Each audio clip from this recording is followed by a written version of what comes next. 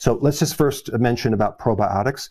Probiotics do contain a lot more microbes than yogurt and other fermented products. And a lot of times these microbes are freeze-dried. So they're basically preserved in a way that they're in this spore formation. And then when they get into your body, they do tend to get down to the large intestine. And if you take them repetitively, they can reseed the gut. But if you just have a one-shot deal, maybe they'll spike up and they go away.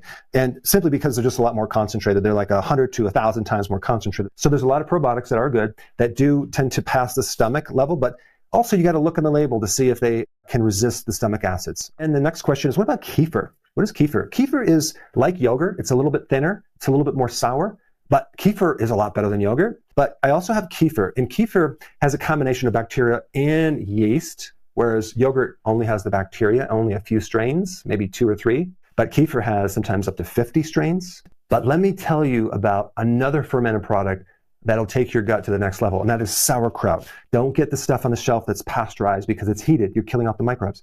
Let me tell you what's in this sauerkraut. There's a lot of what's called polyphenols in the cabbage itself. Polyphenols are literally one of the best foods for the gut microbiome. They love it. Also, you're going to get a lot of what's called postbiotics. So prebiotics are the fiber. That would be like cabbage. Probiotics are the actual microbes. And then you have postbiotics, which are all these additional things to support the environment and help that microbe survive better. You also have small chain fatty acids to feed the colon cells in there. Also, you have this chemical sulforaphane, which I've done videos on this. It's like an anti-cancer. And there's also a lot of organic acids like lactic acid to create this amazing environment in your gut so that those dormant suppressed microbes can come out of remission and start to do their job. Then you also have glutamine, which is another thing that your gut needs to heal. Glutamine is also in meat, but it's also in cabbage. But the really cool thing in sauerkraut is this other compound called S-methylmethionine. This is another name for vitamin U.